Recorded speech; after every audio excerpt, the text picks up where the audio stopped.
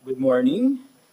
Uh, Welcome to the search for the next UP Faculty Regent Nominees Forum.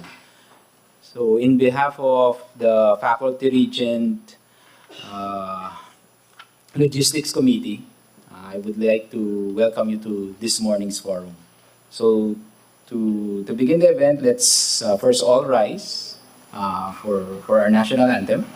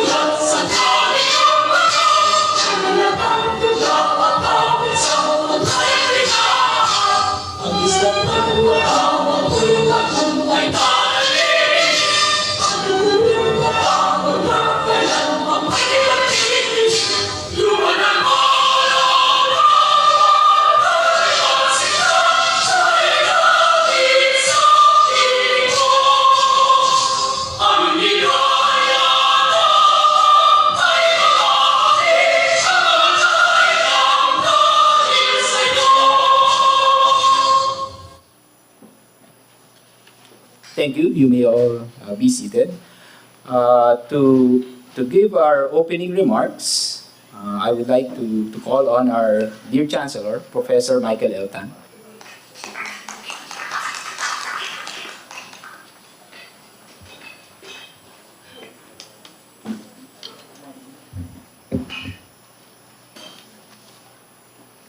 Good morning, magandang umaga sa inyong lahat. Welcome to the Nominees Forum for UP Faculty Regent. I know that this looks very bare. No? Partly it's because this was very last minute, but the idea for this forum came up during one of the meetings we had vice chancellors with me, and there was feedback. Why isn't there a forum? Because it turns out that the forum is part of the faculty, the search for a faculty regent. This has been done for every search except the last one. No? The last one involved candidates from UP Baguio and UP OU, Open University, and maybe because of the geographical limitations there, they did not hold a forum. But people were asking, why don't we have that forum? And this is why we came up with this idea. But admittedly, this is very last minute, no? And other things have come in. For example, the College of Science is having their own faculty assembly. So there are limitations here, but we're trying to maximize, try to overcome the limitations first by streaming this. So maayong buntag sa mga taga UP Cebu and for UP Visayas. No? UP Baguio is also tuned in, Open U, UP Mindanao. No? And I'd like to remind those who are streaming outside that we can take questions. I think they can send it in, no? So we can take questions as well from them. No? Okay. I don't have notes here. I'm just looking at the run of this, how we will run this. No? This is actually my first time also to attend a forum, and as you well know, that in every search, whether it's for a dean, the chancellor, there are always ways to be able to get people to interact, and that's how we hope we can run today's session. No? Take in questions and simply seeing in person the candidates. No? I would like to say that Dr. Paz has declined for several reasons, but the letter was a personal letter to me, so I thought at first I would read it, and then I thought of our Privacy Act and all, but I think I should mention that he said that this was a form of election, a kind of campaigning election. He did not use the word electioneering, no? And I will have to disagree there. It is important that we have this fora. And I do not want you to take it against anyone if the person doesn't show up, because this was totally optional. No? But I do thank the two who are here with us today, Dr. Ramon Guillermo and Dr. Arnel Salvador. They will each be given 20 minutes, and then there will be an open forum. And it was difficult with only two candidates on who would be the first one to speak.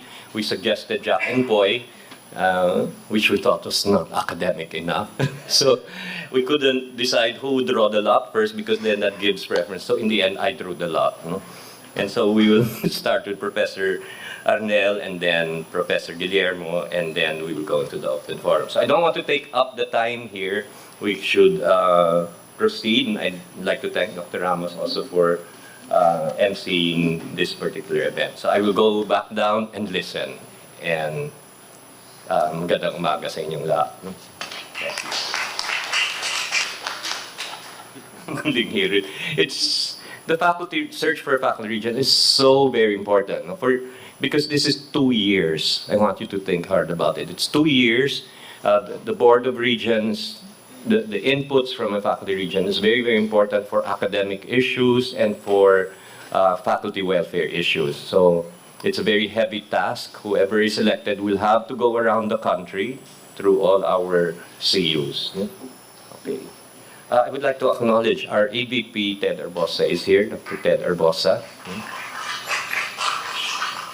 Our host is here, Dean Fides Cordero Tan for the College of Law. Maraming salamat. And a lot of faculty members are here. BC Fidel Nemenso for OBCRD and Banchi Amor for OBCAA. Did I miss anyone else? And of course, everyone is a VIP as far as I'm concerned. Maraming salamat ulit. Let's listen to the nominee. So let's move on to the presentation of faculty regent nominees. May I call on Professor Guillermo and Professor Salvador up on stage. So as the Chancellor mentioned,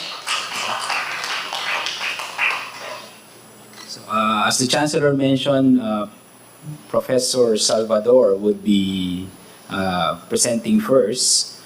So let me introduce Professor Arnel A. Salvador. Professor Salvador has been in UP, service of UP for 25 years, and he has a PhD in physics from the University of Illinois, Urbana-Champaign. So let's all welcome Professor Salvador. Okay, when I accepted this nomination, I looked at the BR meetings over since the start of the year, and going over the issues that were discussed. Yes, we have issues regarding faculty welfare, the rates of PGH going up, tenure. Tenure always shows up in the BR meetings. And then we have issues of expansion of UP. Some question was raised on how come we could not accept any more students, but nobody raised the issue that the faculty items did not increase in spite of the number of buildings that went up. So I stated in my vision of things that I would like to concentrate on. I'm happy to note that all candidates have the same idea. We have to protect, sustain, and promote faculty welfare. But the times have changed. We have somewhat better pay schemes, but the other conditions have to be improved. And I have a soft heart to the younger faculties. I've worked with them while running a laboratory for 20 years. As a director also, I've worked with the older faculties who are thinking of retirement and what happens after that. And those who are raising families and what happens during the time that I'm raising children and people are expecting me to get tenure. So those are the issues that we must be made aware of. Maybe the workload has to be factored in. That cannot be just all teaching or all research. There has to be a good balance. Next slide, please. And for the future of the university, we must have an environment that allows the faculty to train the next set of faculty members who will replace us. We should make it a point that we are not permanent here, that we should be replaceable, and that the university will not suffer in our absence. So for that, mentoring is very important. We must have an environment that would make it conducive for our faculty to continue doing research. The support infrastructure from the administration should be there in terms of faculty deloading. And I have seen faculty members who would do excellent research, but they do not include the students with them. It would be nice if you could do that. It would be nice if you could inspire the next generation. This is a life worth living, and UP offers a very, very good environment for them. Next slide. So the one is that we have to entice the brightest and the one with the biggest heart to give themselves to UP. Oftentimes I see summa cum laudes, where do they end up? How come they don't stay with us? Hopefully we could send a message when we look at the policies for the faculty that the environment that we have here is a good one. And they would not regret spending their lives here. Next slide. Next slide, please. Okay, yes, and then also, when I look at the BOR meetings, there are many MOAs that have to be signed regarding partnership with several government agencies, with state universities, and we should allow a way to give back to the community. We should have policies which, instead of hindering extension work, but actually to promote it.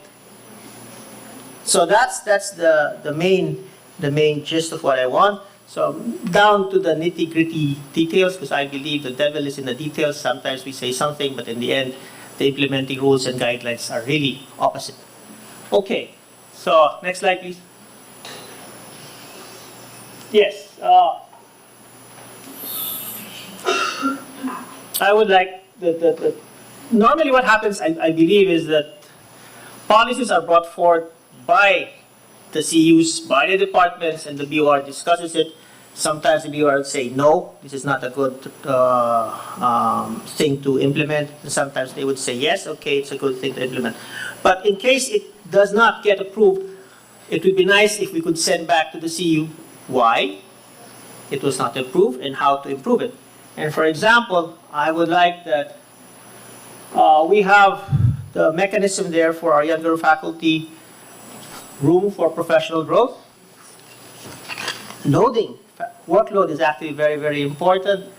We have to look at, is the workload an efficient way for them to graduate and get their advanced degrees? I've seen many instructors having the same dilemma, 12 units of teaching load, no time for grad school, no time for research, 5 years, 10 years up, they're out. Sana mabago. Mabago yung pag-iisip na gano'n. One way of doing that is also to encourage our senior faculty members to give the loading if they do actual mentoring to the younger ones. And also, well, some departments would say, what's in it for us? I think we have some policies in place. We would like to improve that. For example, when the International Publication Award was put forward, I did mention that you have to give something back to the department that actually sustained that environment for them to publish. So they had a 10% cut from the IPA award. Hopefully, for any meritorious work that our faculty have achieved, we should actually reward the institute that sustained that kind of work. Next slide. Susunod na. Okay, so other things that are concerned, forward-looking, for the sciences, this is actually a problem. Mas maraming lalaki, the senior ones. I asked my sister, bakit ganon? You're equally smart. But we realized that the workload and the policy that we have may not favor people rearing families, especially the females. No? Sabi ng colleague ko, ang trabaho namin from 8 to 5 sa UP and from 5 to midnight, taking care of the kids. minsan magko-conflict yan. So how do we resolve that? If we are aware of that kind of workload, can we give a better schedule for them? Can it be instituted within all departments that this is one way to increase the gender equality? Can we give a different way of looking at tenure? If you ask a male professor 3 papers, 3 graduate students, would 1 paper and 1 graduate student be okay? I think that should be considered, taking into account the workload of our female faculty members. And then, housing is always coming up, one of the welfares that kailangan ng faculty, especially when we recruit younger ones. No? Hopefully, the policies right now is tilted towards those who have served so many years in UP. I agree with that, but for the younger ones that we are trying to entice, can we give them slots? Why? If you look at their salary, mas maliit ang salary nila. Hindi sila makakuha ng utang sa pag-ibig, considering yung proportion ng salary ng senior professor. So they are in more need of the housing. Eventually, you will think of it na, teka lang, we're favoring them. But I believe that the faculty is an asset, and in the long run, they will pay back. It happened to me. It's happening to my graduate students who are now in the faculty. And I think that is the trend. The younger ones will be the one carrying on the university. Let's take care of them. And then clear support within the admin. I'd like to see when policies are put forward that we would like to expand and have this new program, we would like to have this other program instituted, please consider the faculty loading of the younger ones, because you might be putting so much load on them because you have a new program to institute and they will not have time to do their thesis. Or for the younger ones who are going to set up their own research labs or going to do the research, they need time to build that. And if we have too many programs to be instituted, it's going to stifle their advancement. So it cannot be said that I did not get tenure because my department put so much load on this one. Rather, what we could say is, we gave you all the chances to get the tenure, we gave you all the benefits. If hindi mo magawa, then thank you. Next slide, please. So, yan, it's a common feel that I get from the other departments. Hindi kami makagraduate. So, tanong ka sa kanila, how do you view your instructors? They're part of our faculty. Are they just there to fill in the need for the GE courses? They're more like cannon fodder? Or do we see in them, this will be the next generation who will replace us? So do we see the instructor position as a scholarship that allows them to finish their degree, giving them financial benefit while they're doing their PhD or they're doing their master's?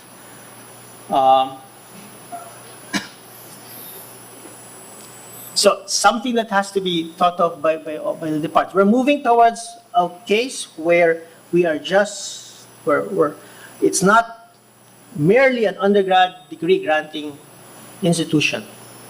We are being asked to contribute more in terms of research, in terms of extension. How do we do that? Next slide. And then, I understand iba-iba yung situation ng ibang campus units. Some may not have the numbers to support the graduate program, but then think about, can they start thinking about policies where they can become more than that? Eventually, when you hire faculty members, sana naman, the faculty members, they start with a BS degree, eventually they get an MS, they get a PhD, and they stay with that department. So how do we entice them to get the advanced degrees? Bottom line is, yeah, productive faculty brings in money. They bring in the prestige to the university and allows for extension and service to the community. So the keyword, how do they become productive again if we burden them with so much of the teaching load? Next slide. But then I always stress that sana the policies will be towards mentoring. I believe in the multiplier effect. Mas madaling we can bring about the change that we wanted if we have the numbers. I remember a time when I was being pirated by a company and I said to them, if you get me, that's the end of the supply. You get my students, then I can keep on producing students for your company and for this company and this state university. Sana ganun. If we value mentoring, we can train the next set of people who will continue to work after us. Hindi naman pwede na tayo lang ang gagawa ng extension service. After 20 years, tayo pa rin. Sana may papalit sa atin. And the way we do that is we have to mentor. The faculty must be aware of this, and then the unit must also promote this kind of policy. It's sad if I am the only one, after 20 years, I'm still the only one teaching semiconductors. And I'm happy that I can retire and I have 5 guys who can replace me. Okay. Yeah, kasi if you have students, it's a lot easier to do research. Mahirap gawin to pag solo. If you have a lot of students who believe in you, madaling gawin extension work kasi kaya nilang gawin on their own. Next slide. So, and then when the BR meetings come up, and then they ask for an expansion of this campus. No? Ilang buildings na tatayo. Sana consider yung faculty loading, right? And the welfare of the faculty must always come in.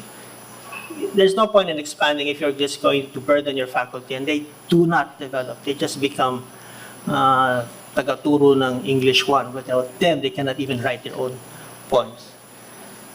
And I'd like to consider for the administration and the policymakers up there, the faculty is the asset of the university. It is not the sinkhole of finances for the university. Baliktarin natin. You take care of the faculty, then things that you want will happen.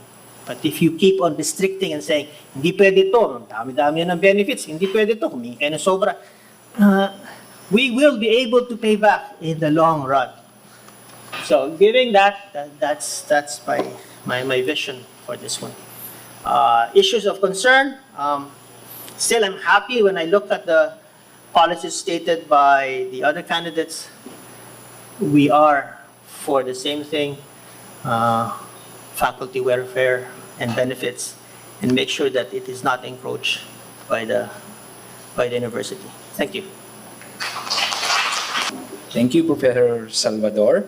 Let me now call on our next presenter. He's from the College of Arts and Letters. I forgot to mention that Professor Salvador is from the College of Science. So our next speaker is Professor Ramon Guillermo. He's been in service same time as Professor Salvador for 25 years. He earned his PhD in Southeast Asian Studies from the University of Hamburg, Germany. Let's all welcome Professor Guillermo.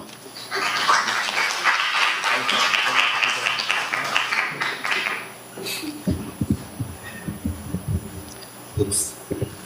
Magandang umaga sa ating lahat at salamat sa mga dumalo ngayong umaga at gayon din salamat sa mga nakikinig dito sa ating live streaming sa buong UP system. Mga mag-aaral, mga guro, mga reps, mga kawani, yung buong UP community ay dapat interested sa usapin ng faculty regent. Para magkaroon ng basis yung ating discussion mamaya, ay babasahin ko lamang yung aking program para ito yung tutungtungan natin at maaaring palilimin pa natin sa ating open forum.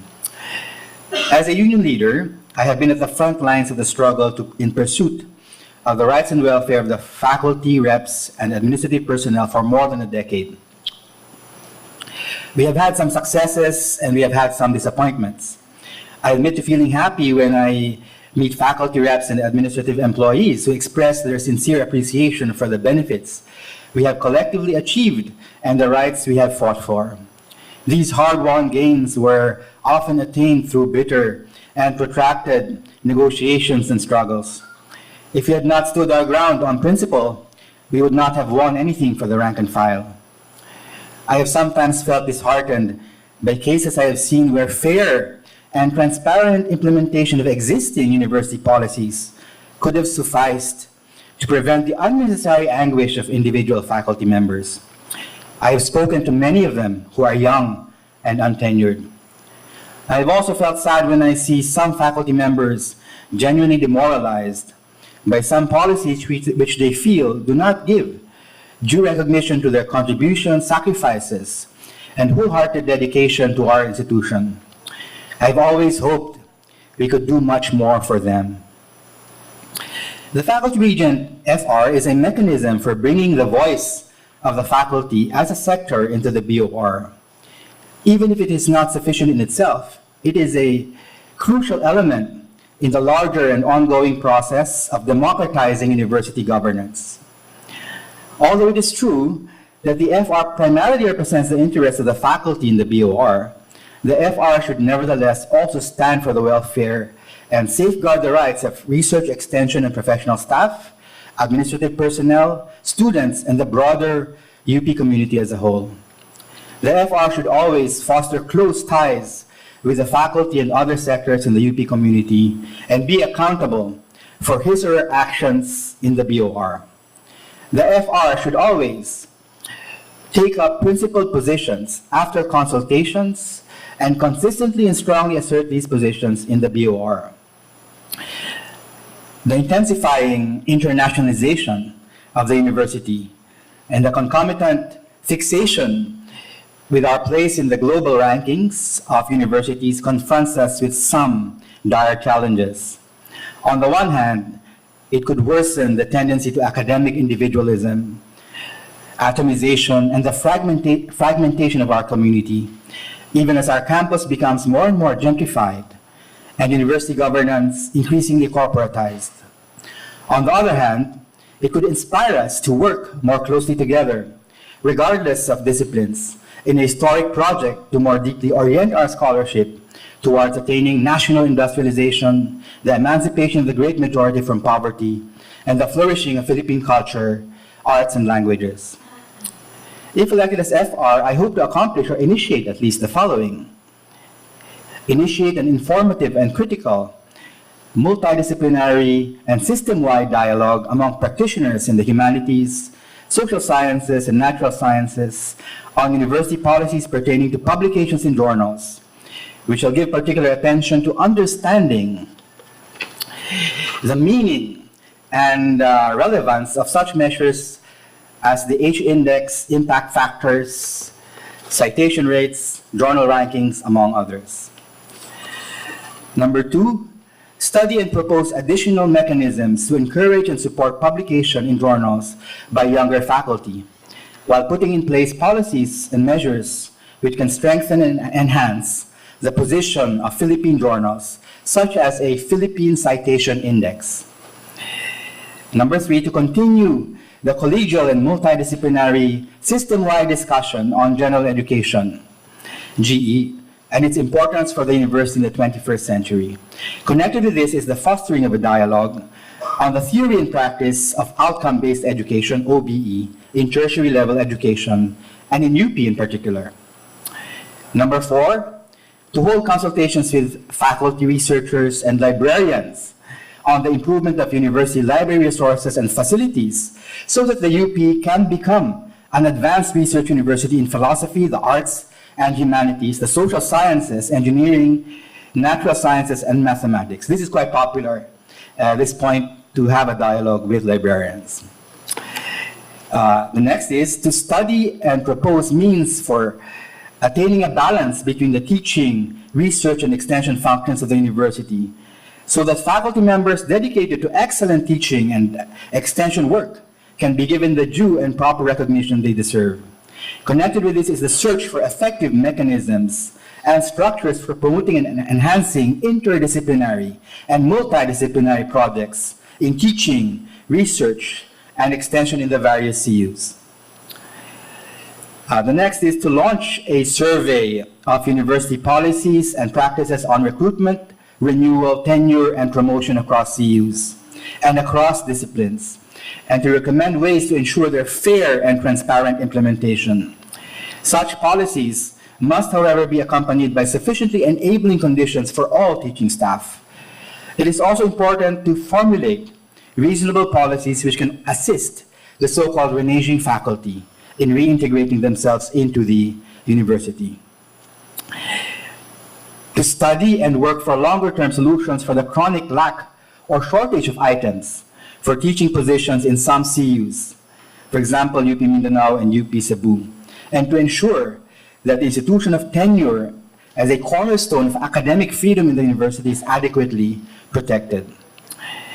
Next, continue the work for enhancing non-wage benefits such as housing, health and wellness, and childcare.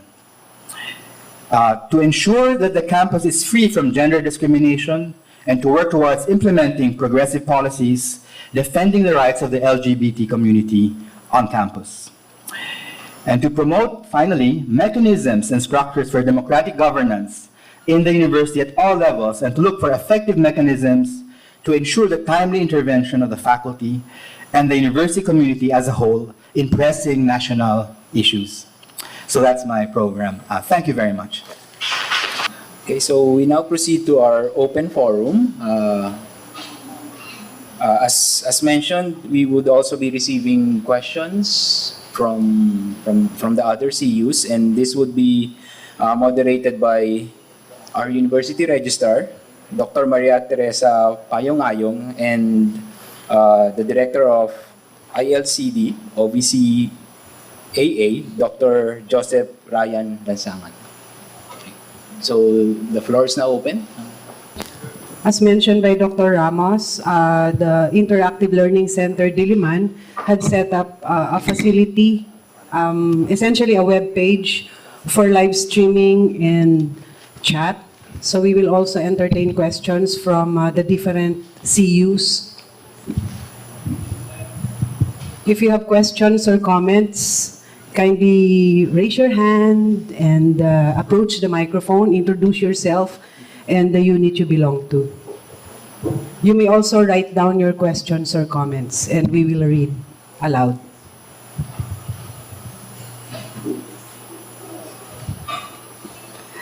Yes. I'm Professor Corina Bautista from the School of Economics. I have questions to both of our nominees. First to Professor Salvador.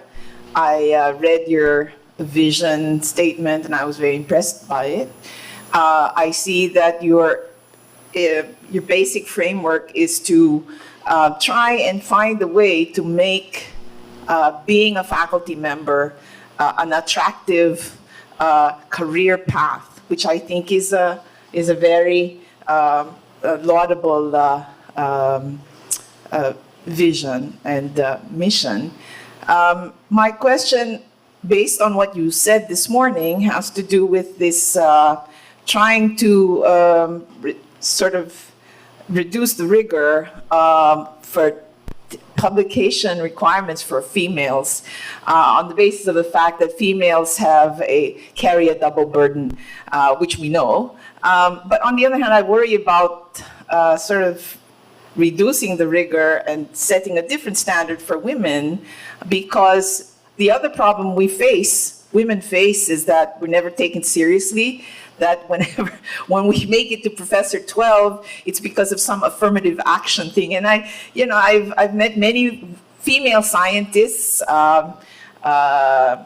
Mildred Dressel, a physicist who was given an honorary degree at Brandeis when my son graduated, and the physicist who won the Nobel this year. I didn't hear any complaints. I mean, they somehow succeeded in life without being subjected to a weaker standard. So that's my only sort of discomfort with that proposal.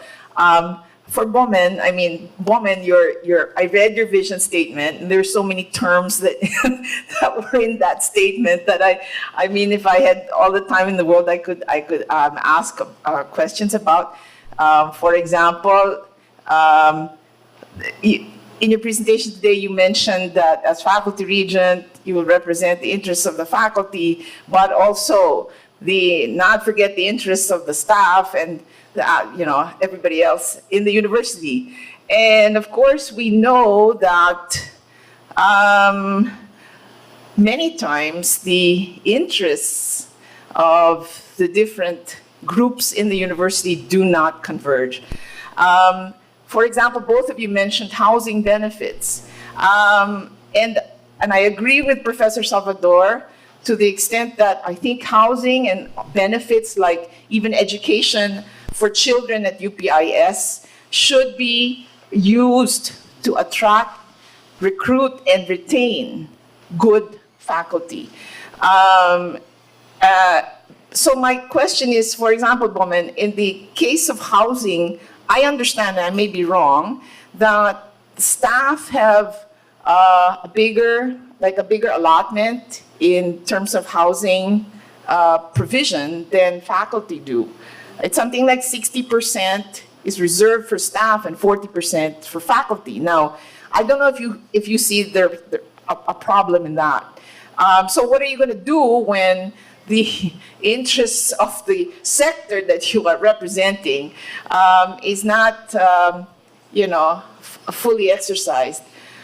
You threw many terms like internationalization, corporatization of governance. You want to have another discussion on the GE and the meaning and relevance of international citation factors.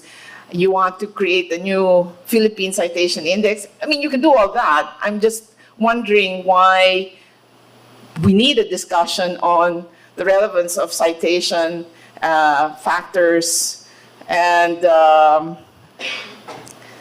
what this Philippine Citation Index is gonna, whose interest is gonna serve.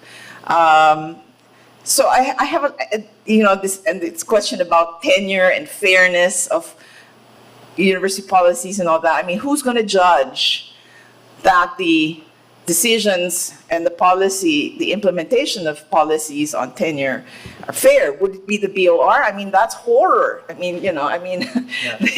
I think the college knows best.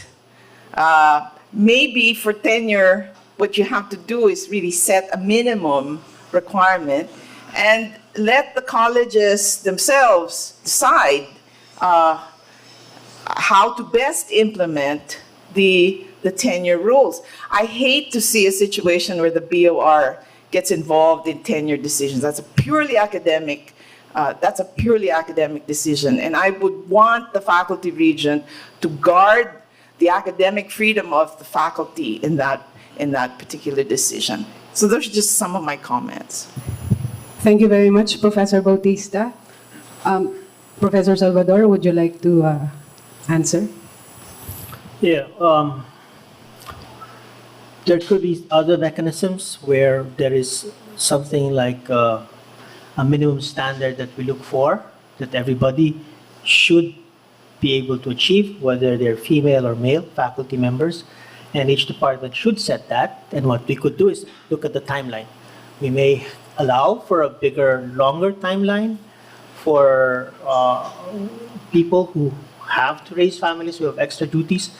But at the end of the day, when people get the ranks, at least based on my experience, for those who have graduate students to take care of, it's no longer their problem. I hope the faculty also evolves in that maturity that you do not compare your position with somebody else. There will always be somebody who's going to be smarter. There's always going to be somebody who have more students, but concerned with what you have. And in our department, that is the case. We worry about our graduate students. We don't worry about the rank of the other professor. Hopefully it translates to that. And I agree, men should actually realize that there are biases that we put in the workplace, unintended, but maybe we have to start looking into that, because I have 4 daughters. I worry about how they will work when they work, what workplaces they're going to go into. But this is something that we have to consider. Yeah. So just be aware, there might be things that we take for granted that apparently do not favor or actually work against or put the females in not in a level field. Yes, Professor Guillermo. Maraming salamat sa mga magagandang tanong. Talagang yan yung mga gusto kong sagutin. Unang-una, yung FR sa BOR ay parang sa ilang mga pagkakataon, siya magiging pangunahing tagapagtaguyod at tagapagtanggol ng usaping akademiko talaga. Dahil marami doon sa BOR na mga miyembro ay hindi ganong sanay o hindi ganong malalim ang pagkaunawa sa mga usaping ng gawaing akademiko. Kaya yung tinig ng FR sa loob ng BOR ay napakahalaga para maintindihan nila at maunawaan yung pang-araw-araw na gawain nating mga guro at gayon din kung ano yung ating mas pangmatagalang ding mga hangarin bilang isang institusyon na may napakahalagang papel sa loob ng lipunang Pilipino. Ngayon yung sasagutin ko muna yung halimbawa kung nagkaroon ng hindi pagkakatugma ang mga interest ng iba't ibang mga sektor sa ating pamantasan. Totoo, nangyayari yan. At pangunahing nangyayari yan dahil sa kakulangan ng mga resources. Kulang ang mga resources. Halimbawa kung housing ang pag-uusapan, kaya nga naging contentious ito dahil kaunti talaga ang mga bahay na pwedeng matuluyan ng ating mga kawani ng mga reps at ng mga faculty. Lahat niyan ay mga mahalagang mga sektor ng ating pamantasan.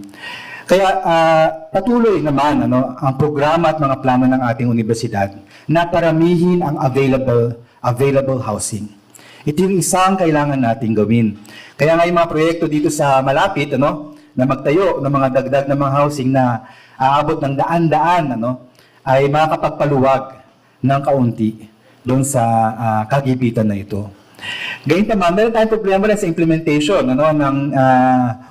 ng ilang polisiya sa housing. Dapat halimbawa yung mga retiro na o yung hindi naman talaga tumitira sa kanilang mga bahay ay mabigyan din yung pagkakataon ng ating mga kabataang guro, yung ating kabataang mga kawani na magkaroon din ng tirahan. Ngayon, ang usapin ng hindi pagkakatugma-tugma, given na may konti tayong resources. Ang nakasanayan kong paraan dito ay ang pag-uusap-usap ng mga sektor. Hindi yung pagbabanggaan ng mga sektor, kundi dialogo. Dialogo ng mga sektor sa isa't isa.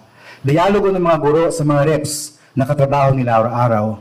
Dialogo ng mga guro sa mga kawani na katrabaho rin nila araw-araw.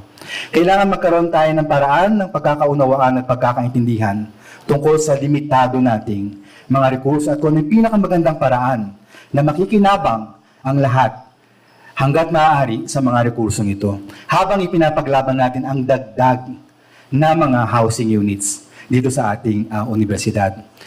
Tuloy-tuloy naman, nakikita yan ng lahat ng ating administrasyon. Gumagawa sila ng mga plano para sa mga dagdag na pabahay.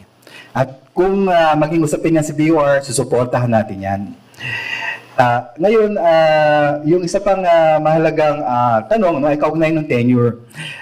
Yung tenure naman, tulad na nabagay ko kanina, isa sa mga pinaka naging problema o lumilitaw ng mga problema sa maraming mga kabataang guro. At sinasabi ko nga kanina, doon sa program, kung ini-implement lang natin ng maayos yung nasa faculty manual natin. Doon sa kaugnay ng fair, transparent implementation ng ating faculty manual, maganda ang kakalabasan. Mas maayos ang kakalabasan ng mga usaping tenure. Wala tayong pinag-uusapan dito ng mga bagong polisiya, o pakikialam doon sa iba't ibang mga polisiya ng iba't ibang mga kolehiyo. Ang pinag-uusapan natin dito, nariyan na nga yung ating Faculty Manual Series 2, napakahalagang dokumento nun.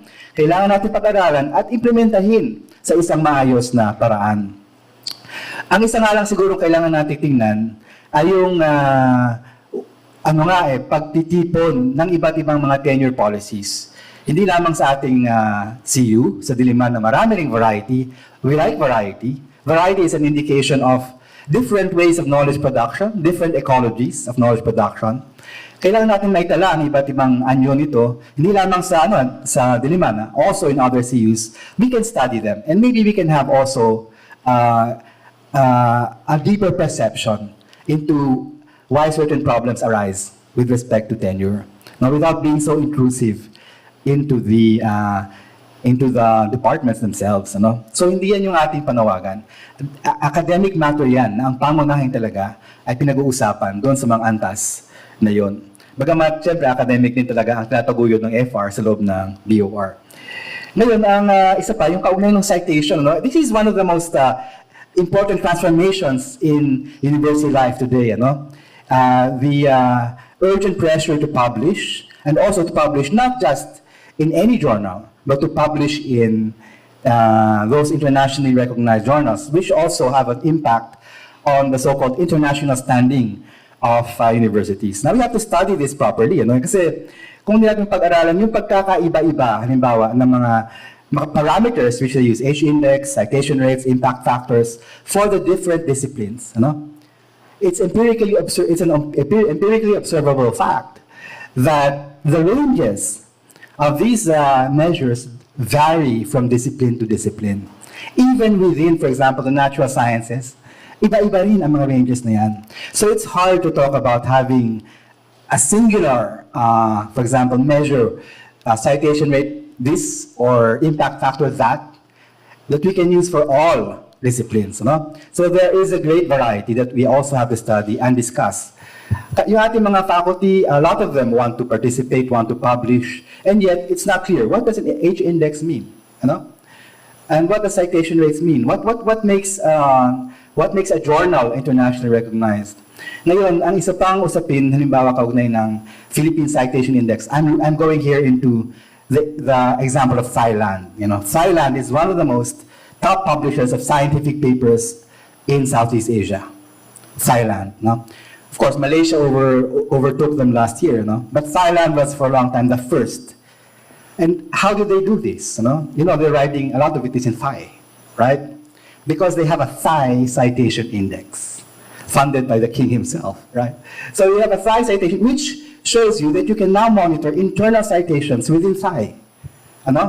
So that kung nag-uusap sa Thai lang yung mga Thai, they still know, they're talking about certain very interesting things. We can cite them, we can refer to them. Whereas the international publication system, that's 99.8% English, right? So now, ano nangyari though, if they can publish in Thai, then they can also ensure that Thai journals have a greater impact on Thai society, on Thai economy, on the development of the Thai nation. So, isang mahalaga, so we don't get out of the radar, it's important. Now you can check, there's already a Philippine Citation Index, and under the ASEAN Citation Index, but it's not being used. So we have to be more active. We have to look at how we can encourage intellectual production here to be more dynamic, interact among ourselves, and make sure our research has more direct impact on our society. So yun yung halaga ng pag-aaral dito sa bagong modes of information production and dissemination. We have to study this very well. This is very important for us in this particular conjuncture. Thank you, Professors Salvador and Guillermo. There's a reaction from...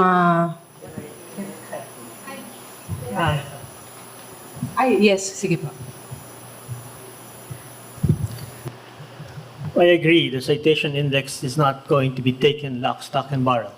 It has to be, for certain fields, you have to look at what it means. It's not going to be the same interpretation for all. What is important is our faculty is able to present their findings. Somebody reads it, somebody criticizes, somebody looks at the methodology and see if it's correct. I think that's the first step that we have to do. We have so many work that sometimes they're not published, and then that knowledge is not passed to our students. We have that habit, and that citation index is going to follow later on. When I publish, I did not look at the citation index. I look at the fact that are my competitors publishing in this journal, so that I know if their comments come in, I know I could take it with some weight. I just don't publish anywhere just to get a publication. Ganun din siguro sa social science, no? They have their own way of disseminating, and we must be able to respect that. So, H-index, for some, it's a clear path, but for some, it's not. You cannot just take it 100% interpretation. For example, may citation ka, 100, ang binasa mo, the paper so and so is wrong. So you got 100 citations, and people are saying you're wrong. Is that good? So we have to take that into very, very tricky interpretation. Mag-ingat lang. Okay, I was about to read a reaction about the citation index from one UP unit, but the reactor decided not to share it publicly here, although that's public. Anyway, may I read one question here from the floor? Ano ang masasabi ninyo at posisyon hinggil sa kalalabas na resolution ng Korte Suprema sa pagtatanggal sa Filipino at panitikan bilang bahagi ng core courses sa kolehiyo? Ulitin ko po ba?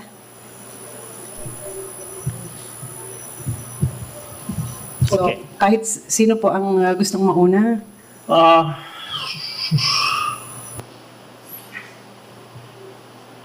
It's importante sa atin na malaman nating lengguwahe.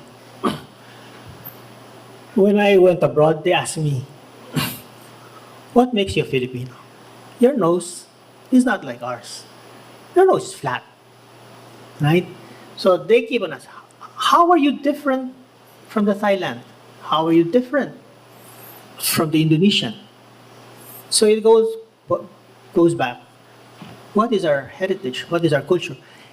I think it's important to learn Tagalog. This is a mahabang labanan to kasi siguro problema to ng K-12, nasira eh. But yes, I think people should learn our language even in college. Sabihin nila, marunong ako mag-Tagalog. Hindi ka marunong mag-Tagalog pag hindi mo pa nabasa yung mga nobela. Because there are things that you cannot translate in English. There are emotions that will never be replicated by another language. So we should include that. Pag-isipan mabuti muna itong how we make courses.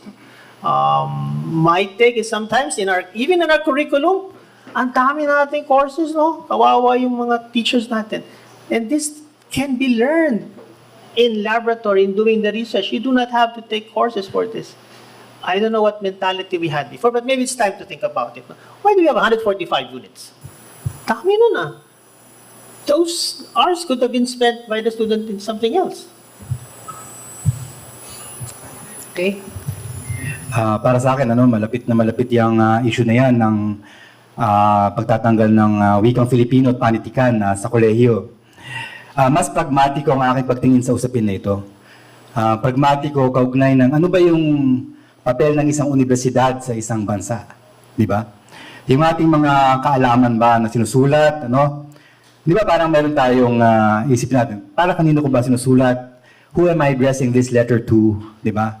Whether it's a love letter or some kind of personal letter, for whom is this letter written for, So ngayon, kapag ang marami tayong ginagawang kaalaman sa universidad, sa iba't ibang mga area ng expertise, para kanino ba natin ginagawa ito? Mabasa lang ng napakaliit na bahagi ng ating lipunan na kaya magbasa ng Ingles.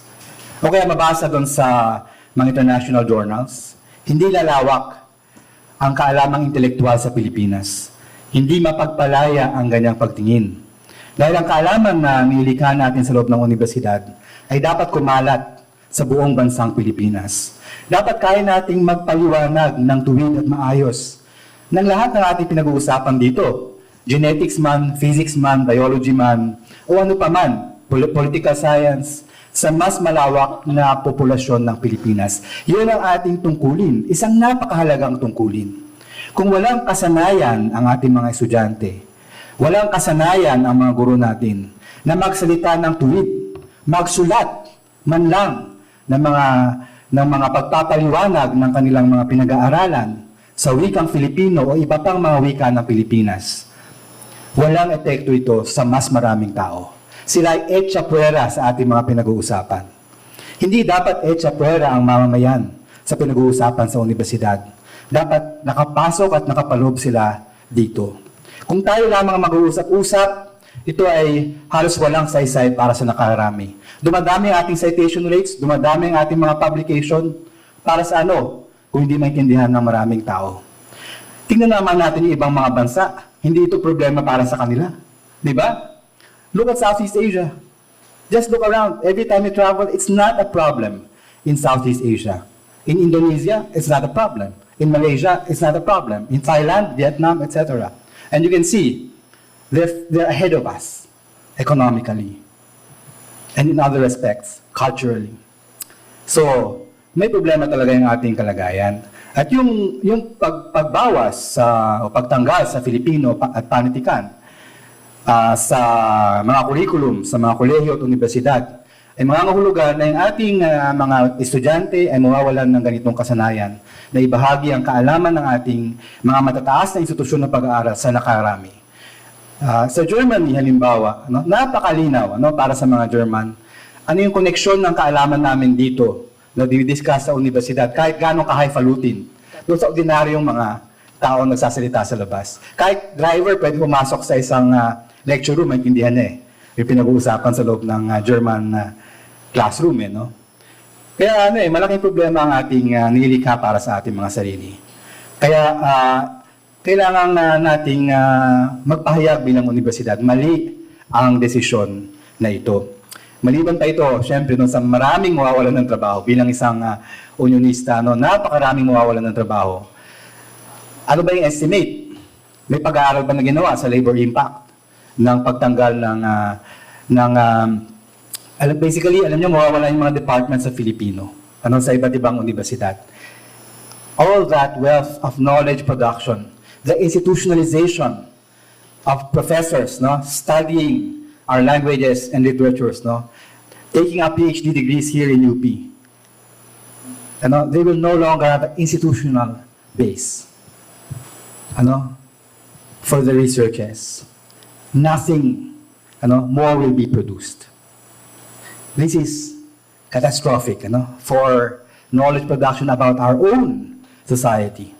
Kaya I think UP, it's high time that we say something about this policy. Okay, so we have questions from the floor. First from Professor Concepcion, and then Professor Manigdeg, and then the gentleman. Hello, good morning. My question is in the context of what we call politica or perceived unfair treatment in the university, especially among younger faculty who are willing to serve in the university but are disheartened by the politica or the discrimination in the department. So my question is, how do you aim to address this, and how do you work to address and institutionalize a grievance procedure within the faculty? Thank you.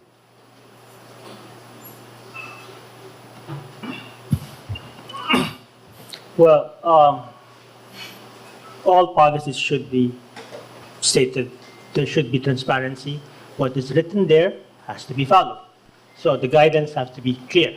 There is no ifs and buts. There's a gray area here. No. So to solve that problem, yes, younger faculty would like to stay longer here. When they join the university, it should be clear what are the requirements to stay long. And that should be defensible. Are you going to promote or further academic growth? Okay, put it in writing. Then if it's not in writing, then the unit may not have a cost. I think it's just as simple as that. The problems, so, one way is we require all departments, all state down your tenure rules. And you must be able to defend that. Collegiality, what is collegiality? You disagree? Is that a condition for tenure? Some guy has a different idea, way off. But maybe because of this diverse background, new ideas come forth. Those things that are like in the gray area, what we have to quantify that. No? Then there will be possibly no more issues of, okay, this was politicized or what? Okay, Professor Guillermo? Yung junior faculty natin, yung mga kabataan,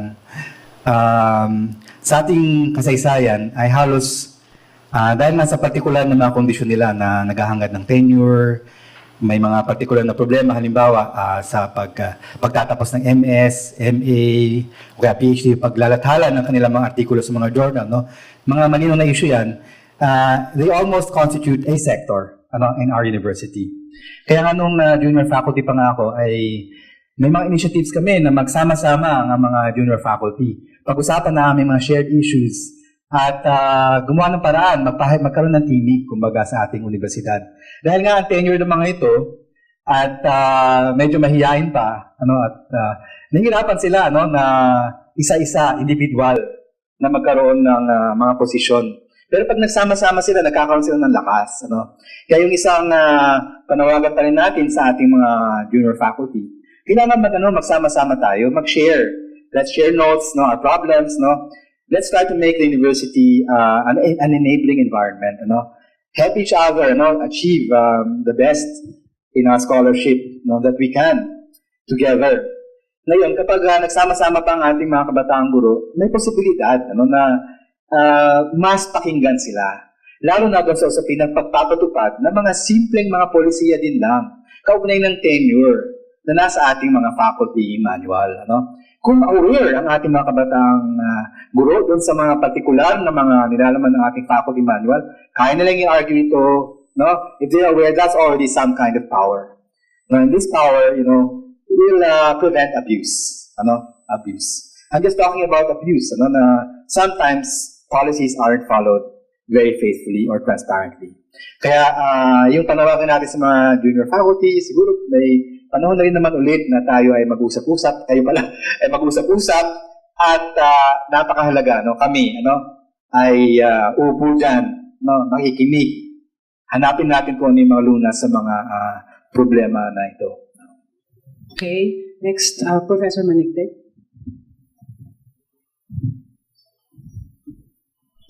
Magandang umaga po.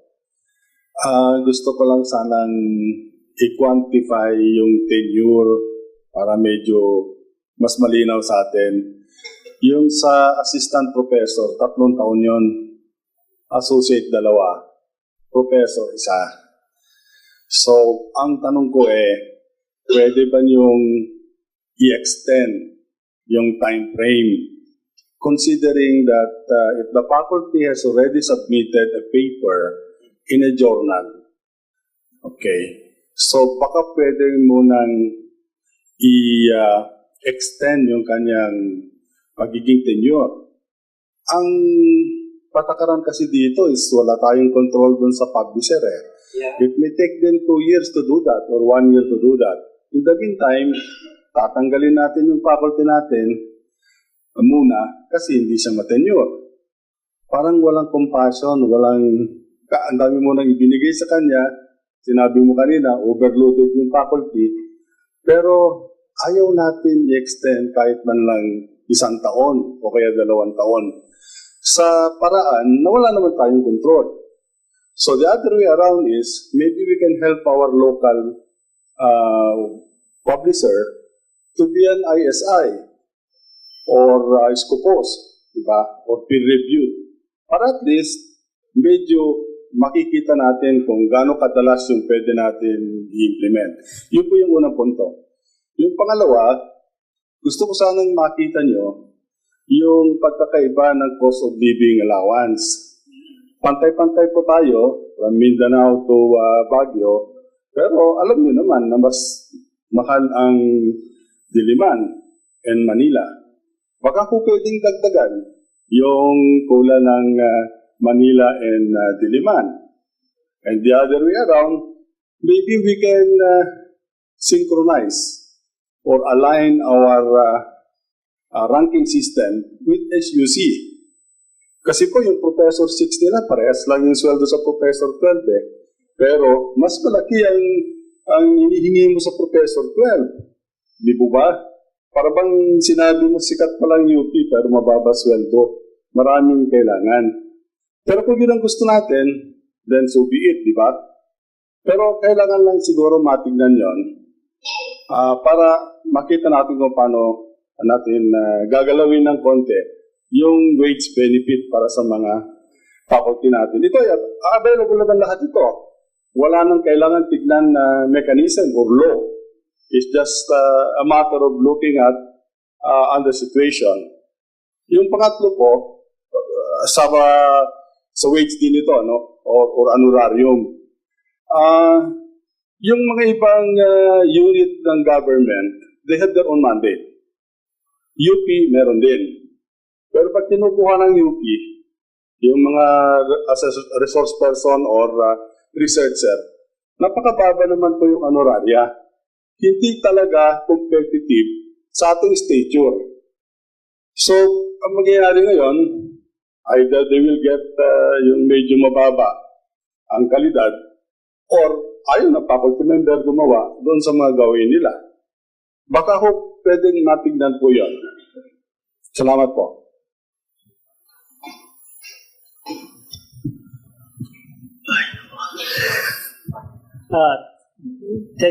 Tenure issue of this 2 or 3 years. Siguro kailangan pag-aralan talaga, no? 2 years, 3 years to get a tenure. Ano yung basihan ng 2 taon? Ano yung basihan ng 3 taon? Maybe UP should be able to set its own standard, and then that is doable. Kasi baka mamaya 2 years, we followed the 2 years because that was the standard of the government. But we are expected to advance knowledge, and it did not take 2 years. It doesn't take 2 years, no? So yun, pag-aralan muna yung 2 or 3 years. I think that's very limiting. No, kawawa yung mga pumapasok sa atin. Somebody said, well, the only solution for this one is you do not develop faculty. You hire developed faculty. You hire them with their PhD. Don't hire them with their MS, because that tenure rule is very, very restricted.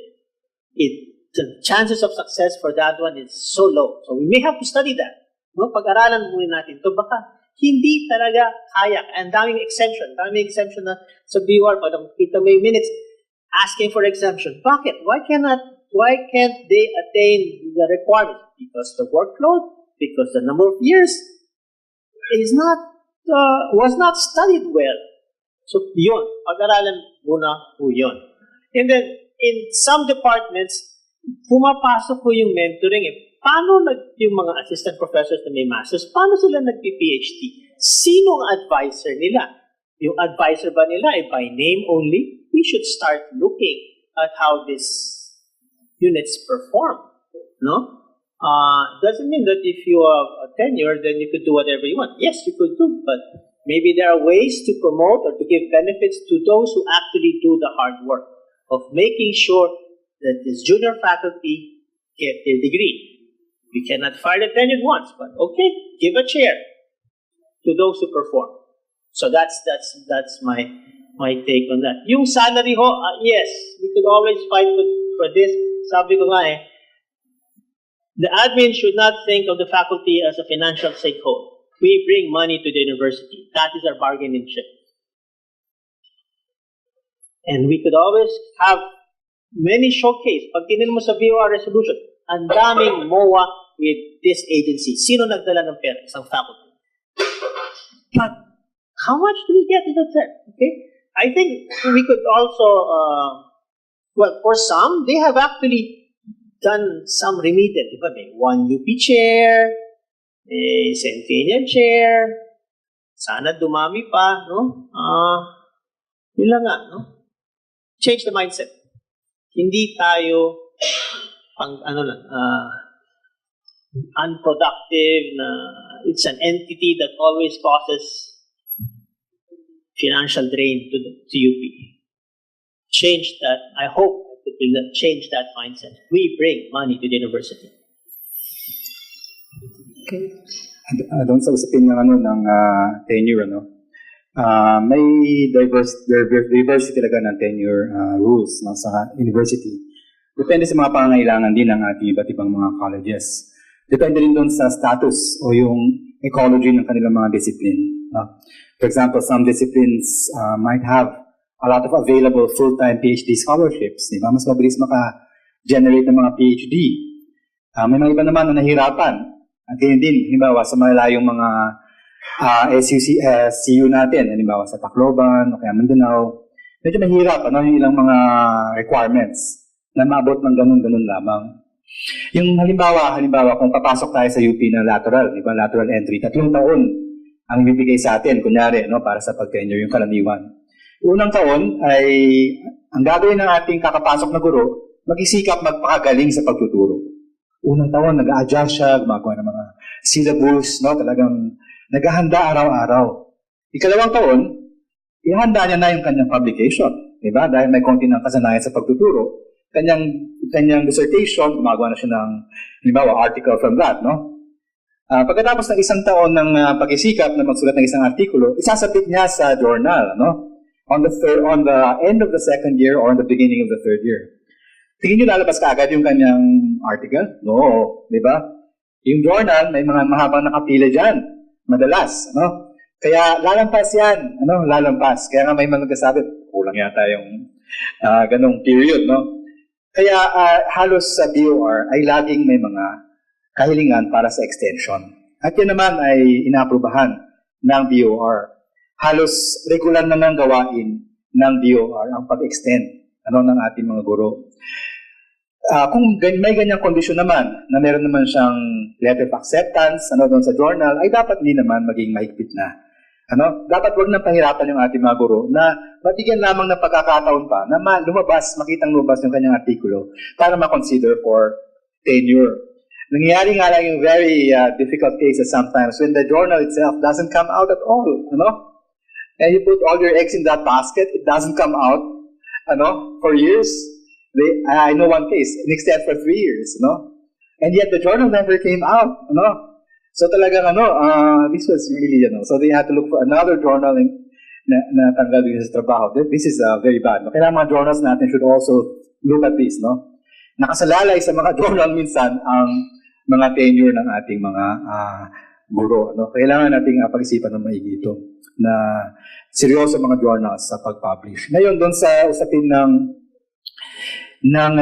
iba't ibang mga gastusin, sa bahagi naman, bilang matagal nang nasa union, yung mga benepisyo. Napakarami at pinagsikapan na paunlarin ng mga benepisyo para sa lahat. Halimbawa, na dyan yung ating annual incentive grant, na dyan yung ating grocery allowance, di ganong malaki pa, yung ating rice allowance, sinisikap natin palakihin at palawakin ito para umangkot kahit paano yung train, yung mga inflation na dulot nito, ay mahabol halimbawa ng ating rice allowance. Hindi lamang manatili doon sa bilang ng mga sako ng bigas, kundi madagdagan pa ang mga ito. Mahalagang tulong na rin yan para sa atin bilang mga kawani ng pamahalaan. Yung usapin naman doon sa ibang SUCs, na ibang mga scale, yun nga, na-realize ko, nasita ako sa isang ibang SUC, na isang napakalaking auditorium, dami-dami nila, thousands, Tapos, sinabi nung nag-interview sa akin, Ramon Guillermo, hindi ako nagmamalaki nag-ayabang dito, Ramon Guillermo, Professor 7, biglang nagtaasan yung kilay ng lahat ng mga tao. Kasi Professor 6 lang, yung maximum sa kanila, Nagulat silang lahat, paano nangyari yan, Para super na ako, ganon. Pero, ayun nga, dahil ba yung ating ginagamit dito na scale, Hindi ko alam ang advantages ng ating sarili o na umayan tayo sa ibang SECs. Malamang magandang pag-aralan, itong pagkakaiba na ito. Kaya mas aware din tayo how special or how different UP is. It's like a different place talaga with respect to several or many policies. For example, tayo lang may mga rice allowance. Tayo lang may mga annual incentive grant sa lahat. Walang ibang nakakuha niya ng mga SUC. So we're quite unique. Okay, thank you. Ano pa? Locational. May issue is locational, yung cost of living allowance. Yung sinasabi mo, marami tayong nakuha, pero sa lahat yan pare-parehas. Yung issue ko lang sa living allowance, alam naman natin, Manila at Diliman ay napakataas. So, baka naman pwedeng dagdagan. Pwede kaya yon? Pag-usapan, pag-aralan ang posibilidad na ito. Halimbawa, yung ibang mga campus din, sabihin nila may hardship aspect, sa pagiging medyo malayo, ng ibang mga campus.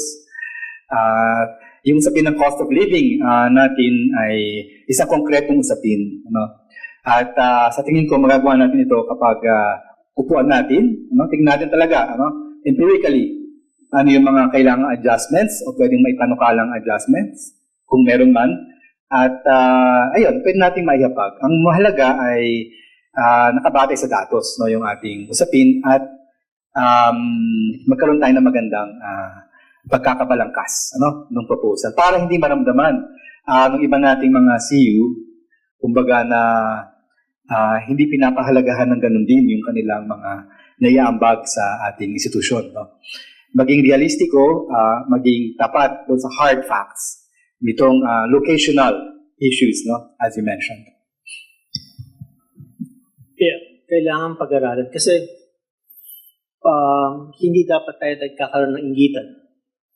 They perform similar functions to us kung nasa Diliman tayo.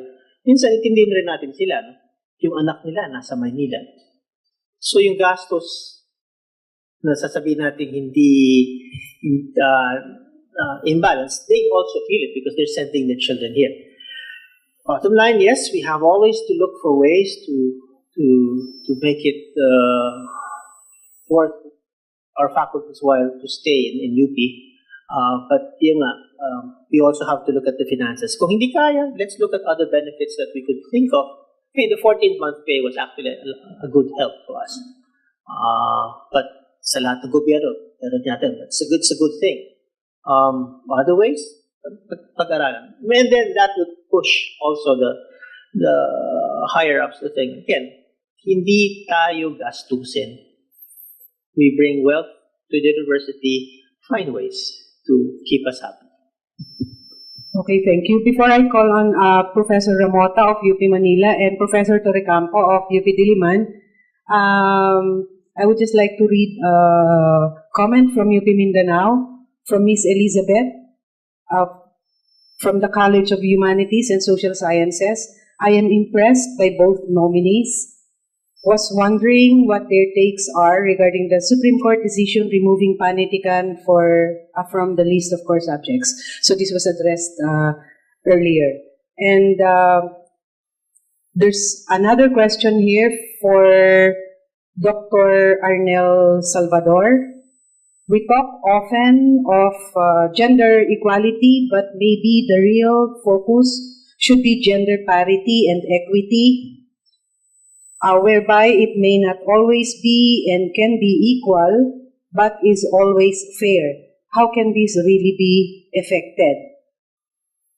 That's question number one for Dr. Salvador. Question number two is, we highlight after the issue of faculty welfare and benefits.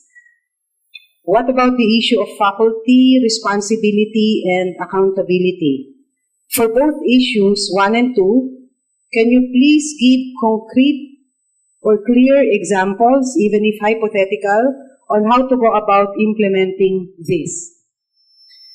And then 2 questions for Dr. Guillermo. Number 1, what is the focal point or question that the forum on OBE should resolve? And number 2, what can be done to provide parity for cis-sex people when the focus and opportunities are mostly for LGBTQ?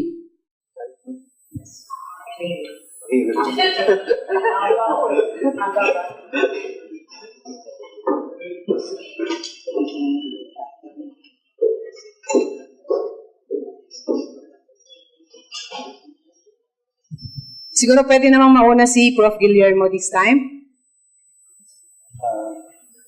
Kulang mo hindi?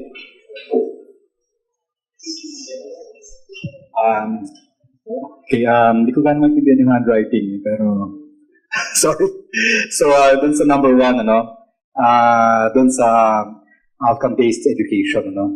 Siyempre, isa ito sa matunog na mga kumbaga, teorya sa larangang pang-edukasyon na patuloy nating ipinapatupad, tinatalakay dito sa universidad. Ganito man sa aking palagay ay kailangang palilimin natin yung ating diskusyon tungkol sa OBE. Kaugnay ng taglay nitong filosofiya. Filosofiya. Kailangan malaman natin yung impact, halimbawa, hindi lamang sa pangkalahatan sa edukasyon, kundi sa iba't ibang mga larangan din. Halimbawa, ano ba yung mga pilosopikal na konsiderasyon ng OBE sa pag-aaral ng filosofiya, panitikan, wika, o kaya sa mga usaping pangkultura, sa usapin ng paglikha. Ano yung naibibigay sa atin ng OBE na wala doon sa dati ng ginagawa ng ating universidad? O umaayon lang tayo sa OBE dahil ito ay kumbaga bahagi ng tinatawag nating standardization. Yun lang ba yung pinag-uusapan natin? Kahit na standardization na pinag-uusapan natin, kinakailangan malinaw sa ating institusyon kung ano yung implikasyon nito sa atin bilang mga edukador. Kaya ako, halimbawa, isang matagal na rin natuturo sa universidad. Iniisip ko, ano ba yung mayaambag pa ako na ano naiiba kapag OBE? At kapag doon sa dati na natin ginagawa na pag-isikap na magkaroon ng sapat na edukasyon na malinaw at napagpalaya para sa ating mga mag-aaral. Ngayon sa ikalawang tanong ay may pinahirapan ako doon sa pagkakasulat. Hindi ko ganang makuha. Bagamat ito ay nakatuon doon sa usapin ng LGBT. At although hindi ko makuha yung sorry.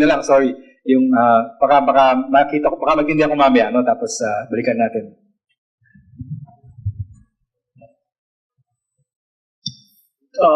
Doon sa issue ng gender parity, I think ang sagot ko dyan is there is still a minimum criteria that has to be achieved. And the person who gets promoted because of that criteria should be proud of that accomplishment. Hindi dahil ay pinabaan. We always look at it that once you get tenure, that's not the end of your academic life. We actually, hopefully the policy should be like this. Once you get tenured, more is expected from you. You do not have to worry at night if you will have a job tomorrow. Unlike the untenured ones. Can you do more? Can you bring in, can you advise students? Really advising. Can you bring grants? Masakit na ulo yan, especially accounting SPM. But can you do that so that the younger ones will have a chance to be able to advance their degree? So, when we feel that a female faculty member has achieved the minimum standards, doesn't stop there. We would like, or we would put up an environment for them to go further. Now, doon sa responsibilities ng faculty, same thing. Maybe when we look at the promotion, it also has to be based on outputs. Ilan ba ang pinagraduate mo? That should count. Ilan ang publication mo with a student, hindi solo flight. Kasi it has more weight. You die, you carry your knowledge to yourself. But if you publish with somebody else, you die, somebody else will carry it on. So, yung mga ganong criteria dapat ipapasok dun sa promotion to assure that the faculty will always be doing or giving the best of what they have. Teaching, meron naman tayong criteria for teaching. Hindi naman pwede dapat laging absent kasi tenured na. That should also be enforced. We should have policies that would actually penalize those who do not perform their duties because of the sake that I have other things to do. Teaching is important because that's where you will get your graduate students. That's where you will inspire the students to stay in your course. So it is an important part of mentoring. And that's, I think, it should be clear to all units, how are we going to prioritize all of this? Dapat malinaw yung promotion points, and then it would reflect the goal of that department. Kung gusto nyo, we would like to be a center of excellence in so many years, how many PhDs and MS are you going to produce? If you have senior faculty members who are not advising, well, that's also a concern kasi paano matutulungan yung bata? Goes back again, what benefits are we going to give to people who actually deliver? And nung time ko, ganito yung isip ko eh. If I bring in a grant, pwede ba patusin na ng OVCRD, bigyan niya ako ng matching fund? Malaki naman binigay ko eh. OVC, bibigay, ganito lang. Some faculty might think of that schemes, no? Give benefits to people who produce. Then, that would encourage them. Then makikita nung junior faculty, this is how it is in the university. It's not like tenure and that's it. Tapos na ang buhay. Hindi. Tenure mas more. The question was about, am I giving undue privilege to the LGBT community?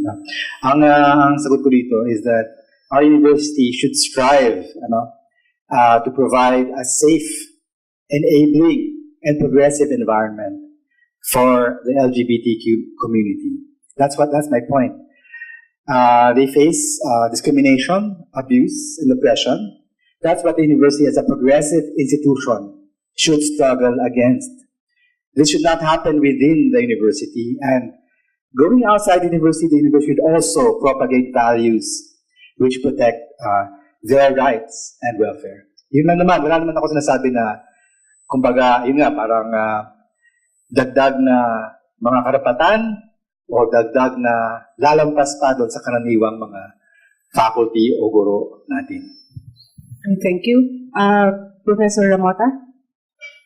And then Professor Torrecampo. Magandang umaga po sa ating lahat mula po sa UP Manila. Maraming salamat po kay Dr. Salvador at Dr. Guillermo sa pagpapaunlak sa forum nito. Napakahalaga talaga yung face-to-face na interaction at yung actual na pagsagot kasi mababasa naman natin yung program of action sa yung mga CVs, pero mas mahalaga yung actual na pagsagot sa mga live na mga questions na binabato maging online. Kaya nakakalungkot na hindi nakasama yung isa nating nominado. I agree with Bomen on what you said earlier, that the faculty regent is not just the representative of the faculty. While ultimately representing our sector, dapat holistic yung pagtingin din ng faculty regent sa kanyang pagdidesisyon, lalo na sa Board of Regents. Kaya yung katanungan ko ay may kinalaman sa usapin ng kontraktualisasyon na kinakaharap una sa hanay natin ng mga lecturers. Isang usapin din to, mga issues ng mga lecturers, anong masasabi natin tungkol dito. Pangalawa, yung nakaamba na Joint Circular number 1 na makaka-apekto dun sa mas marami pang mga reps at mga kawani. And alam naman natin na bagamat ibang sektor sila, ultimately in our research projects, in everything that we do, mahalaga yung papel ng ating mga URA, mga UR, mga extension specialists at iba pa na gumagampan ng mga trabaho na nakakatulong sa ating gawain pang-akademiko. At malaking issue ito para sa kanila. Ano pong masasabi niyo tungkol dito? At kung maaari magpahabol, ano rin po ang inyong plataforma hinggil sa kalusugan at wellness para sa ating mga faculty? Okay, so Professor Guillermo?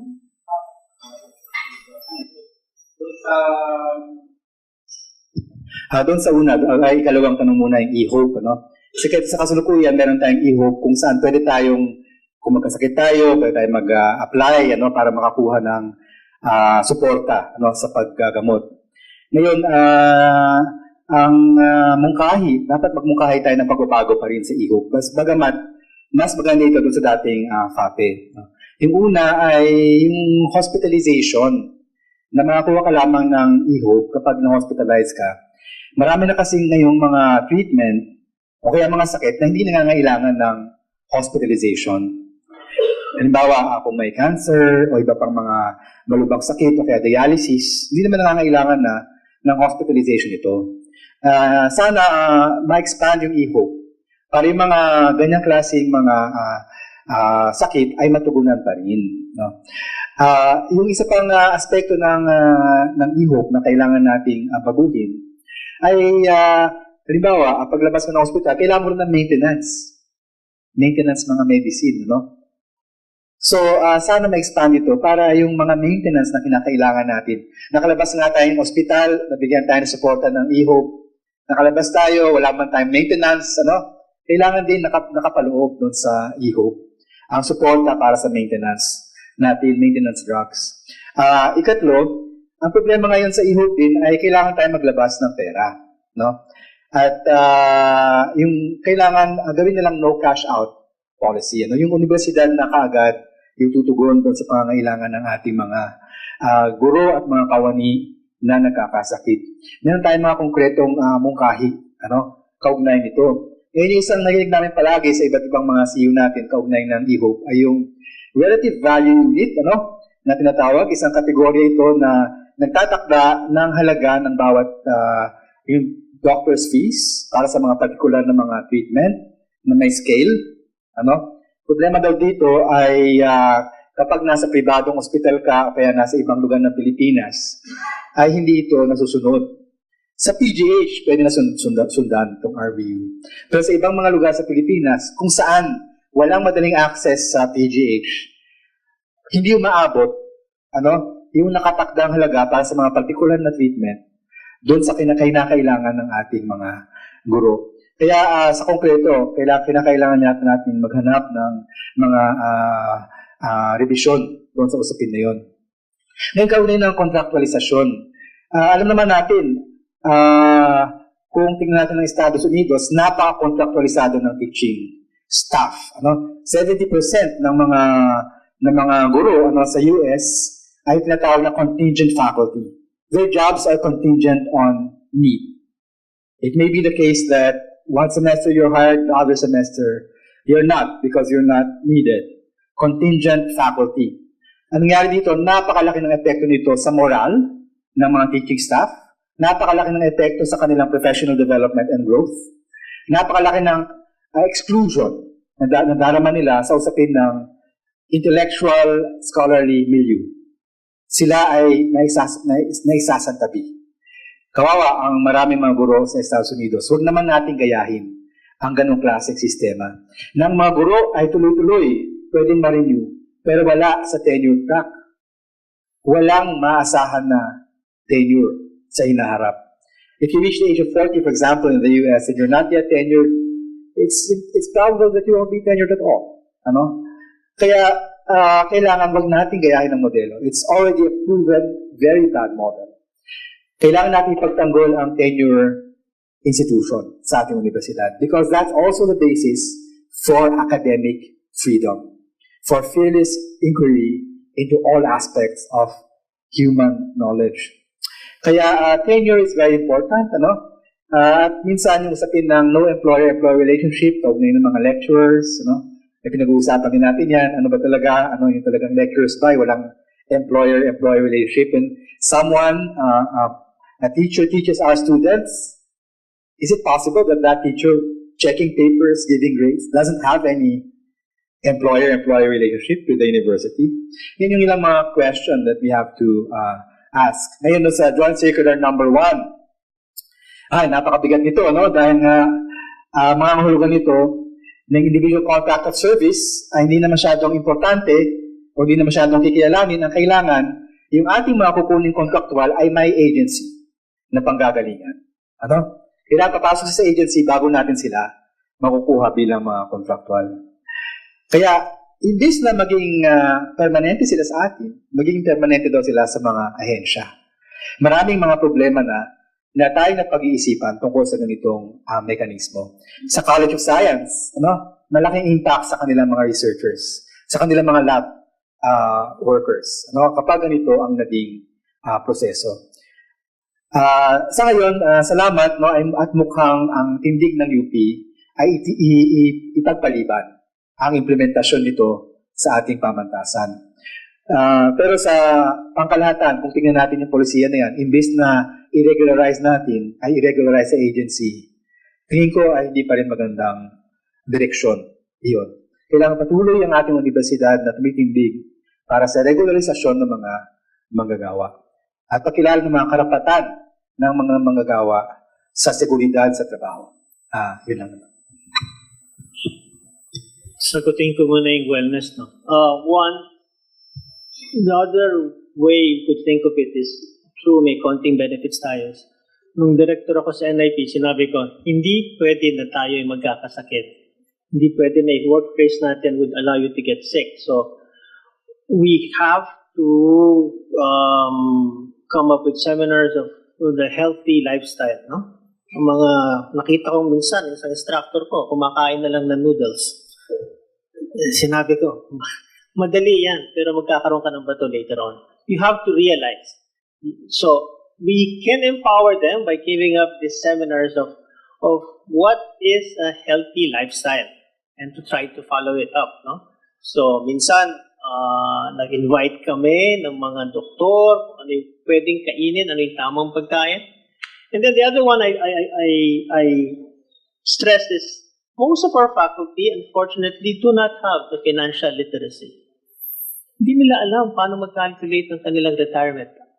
Hindi nila alam mag-calculate ng investment. Akala nila lahat ng kanilang retirement manggagaling lang sa UP. So I instituted a program in our department where we invited financial managers talking about insurance, talking about investment. Bata pa yun. Sabi ko sa inyo, magaling kayo sa math, pero yung approximation nyo ng compounded interest, mali. Hindi nyo ma-predict. So, that, if it's instituted to all universities, to all campus, that would be a big help to our faculty. Nobody takes, tinanong ko sa faculty ko, ilan sa inyo nagbibigay ng pera sa Provident Fund? 100 pesos. 9%, 6% ang interest ng Provident Fund, bibigay mo 100 pesos. No, the way of spending money, we should assist our faculty. Magaling sila siguro sa math, pero sa ibang finances, hindi. Tulungan natin. Pakita natin lahat ng options of benefits that we can get from the university. So that's my take on how to take advantage of this wellness. No, mas madaling i-prevent ang sakit if you have a healthy lifestyle. We promote for that. No, we take care, we note, no? Baka mamaya yung scheduling natin, hindi na sila makakain, kaya instant noodles na lang bibigay natin. Huwag naman, no? Or sa gabi, or maaga yung klase, 7 o'clock. With the traffic here, what time are you going to wake up to get to UP at 7 kung ang bahay mo ay nasa Las Piñas? Alas 5? That's not a healthy lifestyle. We have to be aware of the environment that we live in. Now, contractualization, it's not good.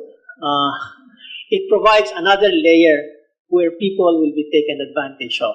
No? Magbabayad ka sa agency para lang makatrabaho. We train people to handle our accounts and now they have to go to an agency. No? Pagkano kakaltasin nila? So it's bad. If in the long term pag-isipan, no? Hindi nakakatulong doon sa tao. Mas konti pa ang kanyang pera kasi there's another layer of bureaucracy that will take a cut from their meager already salaries. Regarding the lecturer position, I can understand, ito yung maging pinaglalabanan lagi, or what I'd like the departments to think about. What do you think of the instructor position? Is it a job, or is it a scholarship? Is it a means for younger faculty to get a degree, or is it just a way to fill in this required teaching load? I think most of the time we've always thought of that. Pangturo lang sila. Fill them up with 12 units. Get a lecturer. Bakit? So, kailangan natin ng kukulang tayo. Give him 9 units. At the end of 2 years, tapo natin. That should not be the case. We value our instructor by providing them with enough resources so that they will get the degree. We take them as instructors because we think that they will become our future faculty, tenured faculty members. So, it should be ingrained to our units. That is the mindset. Our lecturers, yes, temporary siguro sila. But ang mindset is, dapat hindi naman sila maging forever BS na lang. Tapos lecturer, sinayang yung buhay nila. Ginamit ko lang sila. UP should not be known for that. Okay. Thank you po. So we're extending for 15 more minutes because we started late din naman po. There's a question from UP Visayas, Tacloban College. Pero before this, siguro ano muna tayo, si Prof. Torre Campo, and then this.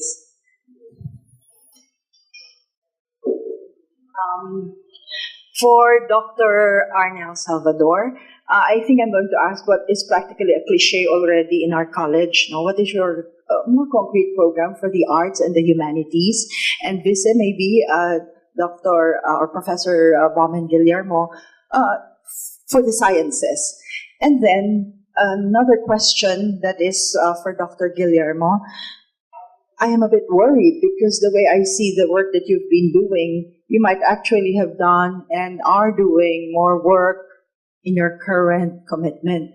So in many ways, how can we also see that while now towing the line of administration, we will have such innovativeness and reformist perspectives also coming from you? And for both of you, what is your concrete plan for remaining on the ground? Because we usually lose our faculty regents to the high tower once they get elected or appointed. Okay. Who would like to answer first? Okay. Ang background ko physics, but there is a lot of areas there that is very similar to the arts. Meron ho kami mga fields na sasabihin ng gobyerno, walang saysay. It will not add anything to the economy. But I firmly believe that that kind of work actually makes us human because tendency natin magtanong. No? So I encourage our faculty who are in that area, don't worry about what the government is saying na walang silbihan. It will find a way. You inspire. Your work actually is needed by my students because then it shows the beauty of nature in a very, very nice equation. Same thing for the arts. I value them because in a way, for utilitarian purpose, no? They give direction to my students. Bakit ka pupunta sa Pilipinas? Where will you learn the beauty of a song Tagalog? That makes you stay. Sinabi ko sila in the YouTube, no? Okay, so let's work hard. Tapos, what is expected from you? I keep on saying to them, yung nasabi ko sa YouTube, inako ng aking ina ang dingding na butas. Pinangako ko sa aking mga supling ang maningning na bukas. Think of that. Sa inyo yan. You came in the lab with equipment prepared. What's your role? Make it better for the next generation. Saan magagaling yun?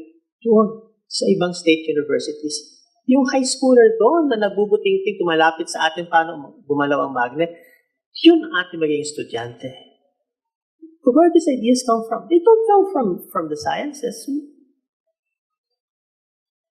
Culture and arts enriches our lives. They are important. I want the faculty here in UP to prosper. I want them to have time to write those novels, those essays, those critics, those analysis. Paano magpundar ang isang nanay na nandun sa isang lugar? Hindi ko alam. But if I know that, I can understand bakit itong batang lumapit sa akin. Walang baon. It all comes down. That's what makes it human. So there is no, I do not see any conflict within the arts and science. We need them, they need us. It makes our education complete. Sabi ko nga sa mga estudyante ko, hanapin niyo yung pinakamahirap na teacher sa English, sa Filipino, o sa arts. Bakit? Matututo kayo doon. Huwag kayong maghanap ng teacher na bibigyan ng uno. Yung pinakamahirap. Because you can relate it to the work that we do. So there is no dichotomy. I'd like to promote that with hope that the policies in the university would always, should never be one-sided, that one facet always gets the part of the pie. In the end, we suffer if one discipline is favored. we will be like, tawag ko to, mga, yung taong isa lang ang kamay, right? It's not normal. It's not normal that you're good in the science, but you're not good in the arts and literature. Okay, Professor Guillermo. Pwedeng ulitin yung ikalawang tanong, di ko masyadong nakuha yung ikalawa. Yes. Okay.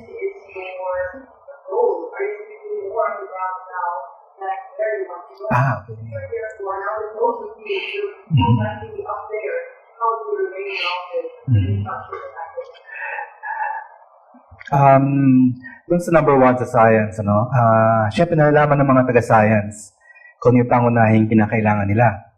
At kinakailangan ding, syempre bilang mga magkakaibang disiplina, magkaroon tayo ng higit na interaksyon, pag-uusap. Siguro isang kailangan natin talagang paunlarin pa, umuunlad na rin sa ating universidad ay yung usapin ng interdisciplinary, multidisciplinary. Alam niyo, dahil kasi hindi lang tumutubo mula sa mga hiwa-hiwalay na disiplina ang mga inobasyon, ang mga bagay na nadidiscover natin. That happens when they come in contact with each other. When sparks are generated from the contact between different knowledges and disciplines. Kaya kailangan natin ng higit na pagpapaunlad ng interdisciplinary interaction sa teaching, research, extension work. Tuloy-tuloy na. Alam ko naman, it's highly valued in our institution now, but we should foster it even more. Kasi ang pakiramdam natin pa rin ngayon ay kanya-kanya tayong mga kolehiyo, kanya-kanya tayong departamento, ang konti ng ating interaksyon. Pero nakasalalay ang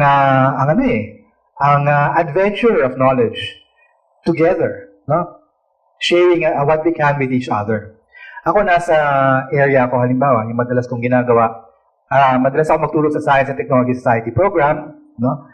At yung area ng expertise ko sa humanities ay digital humanities. So it's basically at the intersection, no, of certain disciplines. Kaya pinapahalagahan ko talaga yung interdisciplinary interaction. I think mapalalim pa ito ay lalong gagaling, lalong susulong ang ating produksyon ng iba't ibang kaalaman sa ating universidad. Kaya ito yung tanong sa number 1, no? Ay kalawa, ay nung sasapin nga, marami nang ginagawa sa ibaba, no? Kaya nga nabanggit ko kanina, baka may mga polisiya pa tayo, ano? Kung marami tayong ginagawa sa ibaba, may mga polisiya pa tayo na maaari nating maipaabot sa BOR. Halimbawa, dyan din discuss yung mga revision doon sa e-hope, pagbabago doon sa ilang mga polisiya, kaugnay ng dagdag pang mga benepisyo, ano, para sa ating mga teaching staff. Dyan din dumadaan. Kaya siguro makakatulong din kung meron tayong boses, ano, doon sa itaas. Doon sa usapin ng patuloy na komunikasyon, no, doon sa nakarami, ay nariyan naman yan, may mga mekanismo tayo. Kailangan natin ng tuloy-tuloy na pag-ulat, no? Reporting, about what's happening in the BOR. We shouldn't treat it as a kind of parang small group, no, which makes big decisions, no? We should be accountable to, because the FR represents faculty, therefore should be accountable, should report, and most importantly, should consult with the faculty. So he or she should always remain in contact with a broader number of faculty, junior faculty, senior faculty, and from the different CUs also. So we'll try to develop that, ano? Kasi mahalaga din dyan talaga na hindi tayo kakahon-kahon sa ating mga disiplina. Kailangan lumalabas tayo, nag-usap, ano mga problema natin sa iba't ibang kolehiyo, iba't ibang CU. We'll try to do that, no? I think we've had a lot of training doing this in the past. I think this will help us do it even as FR, no? Just in case. Okay, thank you. So, from Professor Joyce Dorado Alegre of UP Visayas Tacloban College. Ang inyong lingkod po ay guro sa UP Visayas Tacloban College. Itanong ko po kung ano ang pananaw, suporta ng ating mga nominees tungkol sa pag-establish ng UP Visayas Santa Elena bilang autonomous CU sa Tacloban na magsisimula sana po bilang UP Tacloban as autonomous college. Tumutulong po ngayon sa paghanda ng proposal ang FR Patricia Arinto. Sang-ayon naman po ang UPV Chancellor Babaran.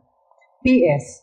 UPV Santa Elena in Tacloban is envisioned as a model for a resilient university campus. The urgent impetus to build this is that UPVTC has been in the Yolanda Ground Zero. UPVTC constituency is Yolanda Disaster Survivor Community.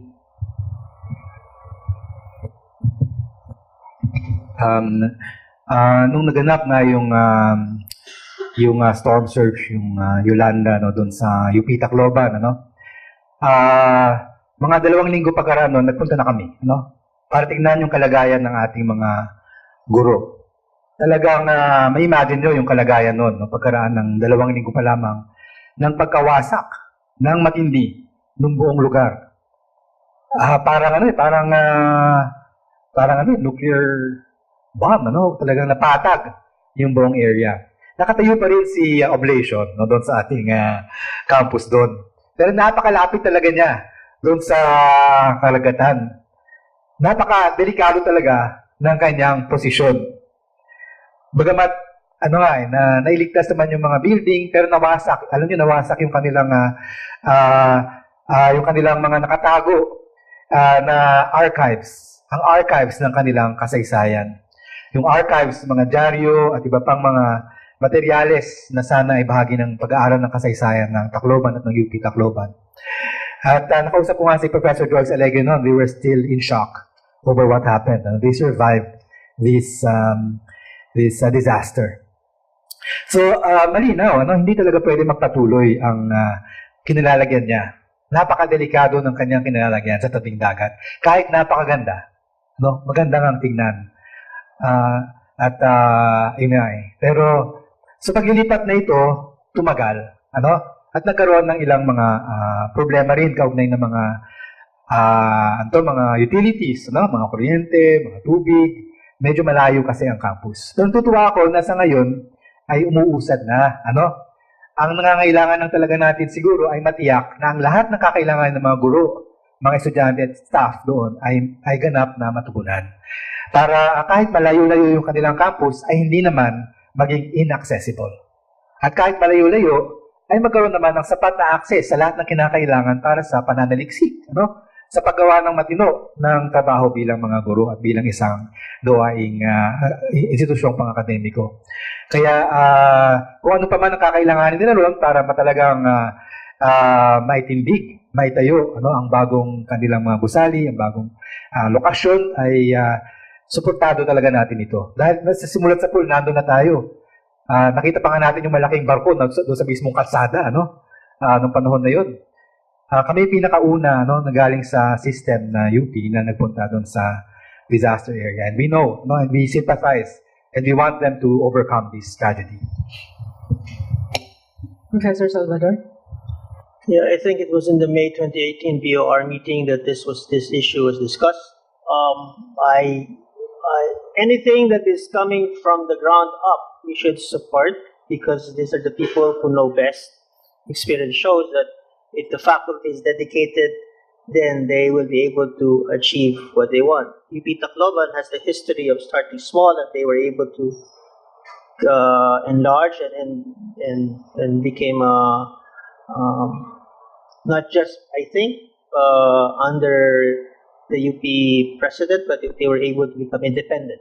So, with the experience of the faculty there, I think we should support their initiatives. I have no problem. I think that they have the resources. No, they have the resilience. They have the capacity, and they have the will to make UP Tacloban go further. Okay, thank you. We can accommodate one more question, and that's from Professor Malyari.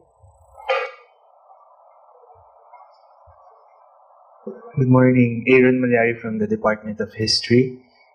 We've been talking about tenure and protection of junior faculty, and we all know that one word that has been constantly used in relation to this issue is the question of collegiality. So maybe I would like to ask your own personal definition of collegiality. And I ask this in relation to my second question, which is about in the face of the threat of historical revisionism that is upon us, I would like to ask how the faculty regent will position himself if and when the question of the Marcoses and historical revisionism is put on the table at the Board of Regents. Thank you.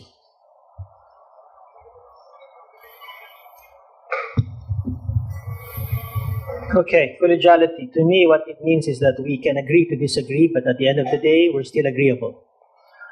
There are things that are academic in issues we will have difference in opinion. But when we do our work, we just back it up with facts.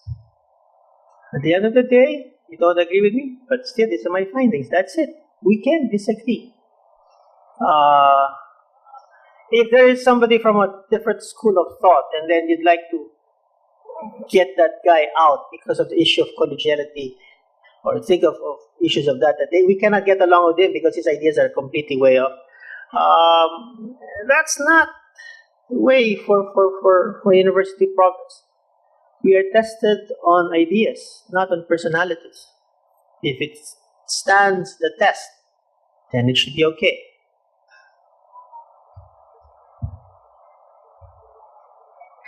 Professor Guillermo?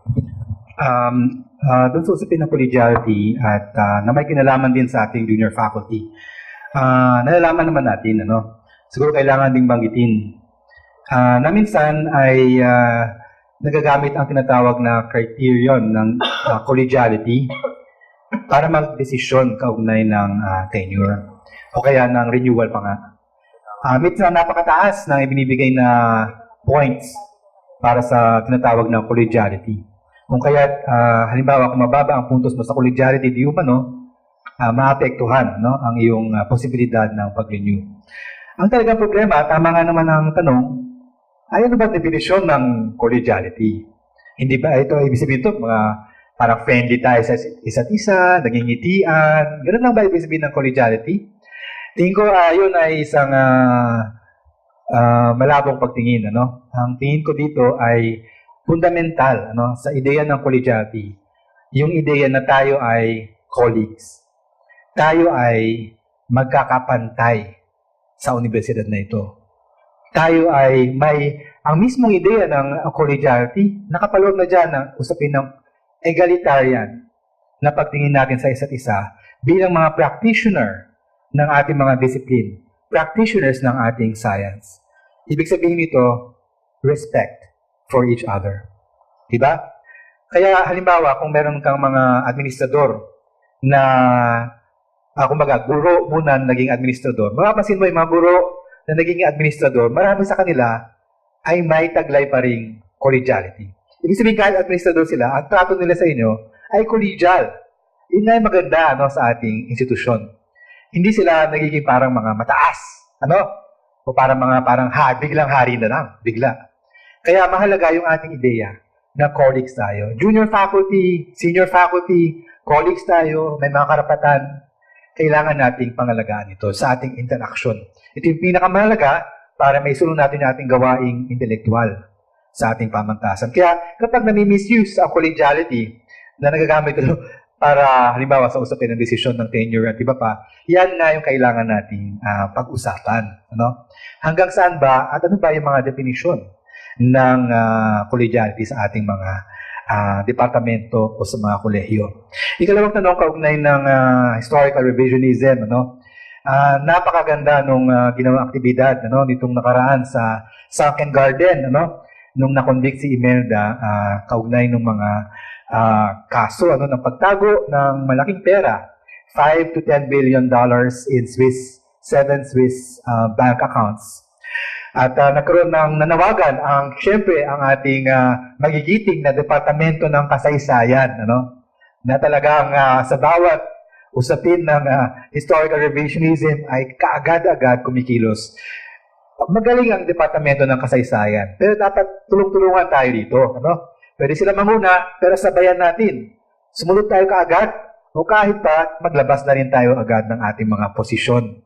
Kaya nung nagkaroon ng bonfire dito sa Sunken Garden, ay naroon yung ating panawagan. Panawagan natin na hindi lamang dapat nasa papel ang desisyon na ito. Kailangan may implikasyon para sa patuloy na kapangyarihan, patuloy na pamamayagpag ng mga Marcos sa ating buhay pampolitika.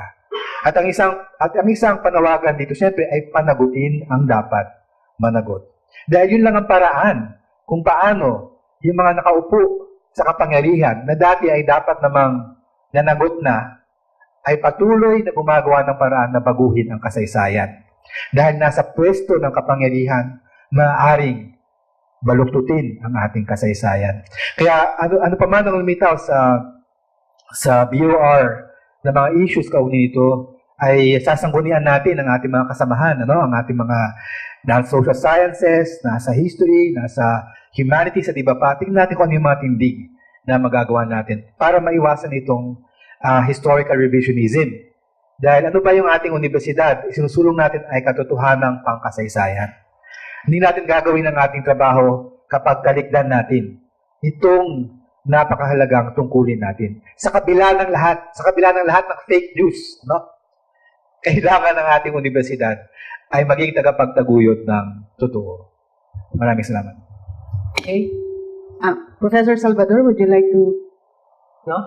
Okay. So, at this point, we are ending the open forum. Pasalamatan po natin ng matindi ang ating nominees para sa isang napaka-produktibong umaga. Maraming salamat po, Professor Salvador, Professor Guillermo. Maraming salamat din po sa mga nag-participate dito sa auditorium at of course, yung ating mga live chatters from the different CUs. Thank you very much po.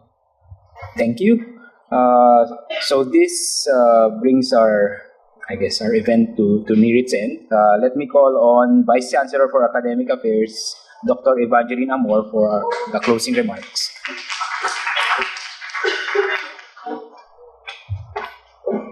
Okay, thank you. Again, thank you to our nominees who's present this morning. So maybe we'd like to invite the nominees to sit down in front so we can see the reminders. We'll make some reminders, show some reminders.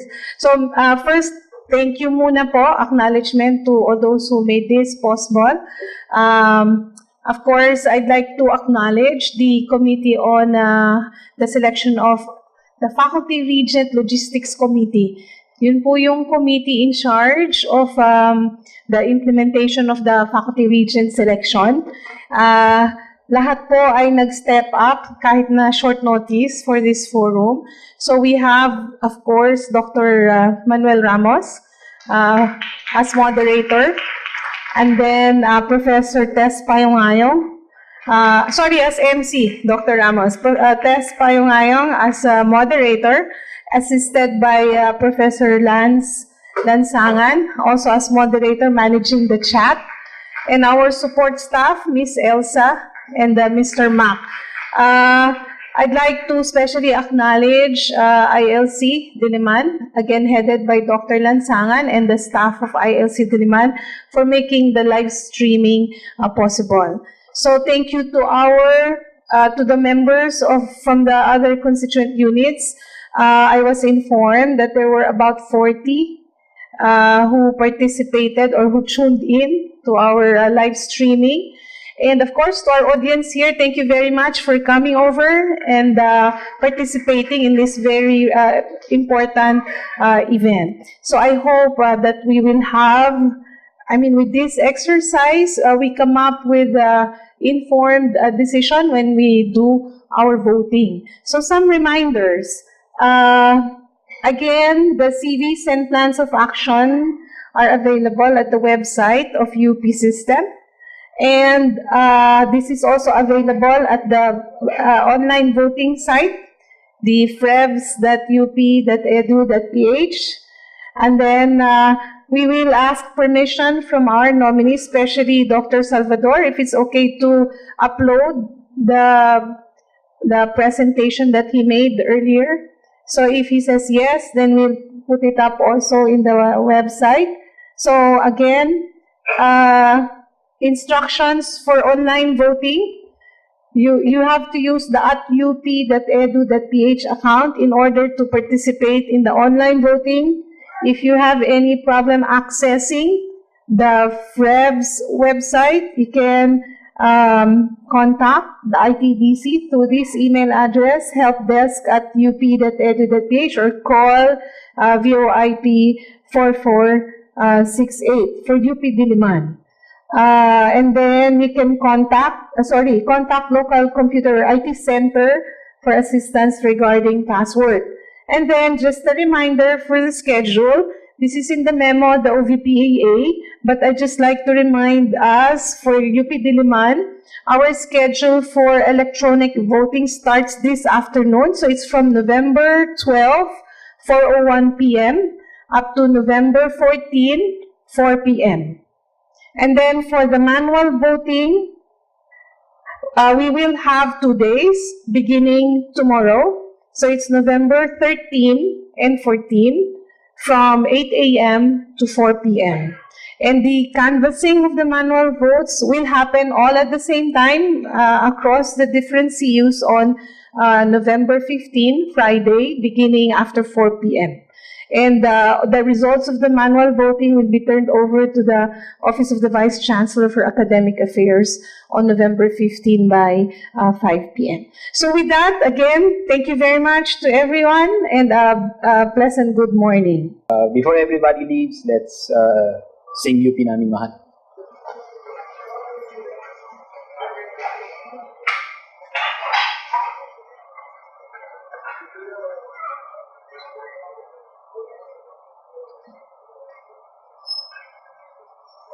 Thank you.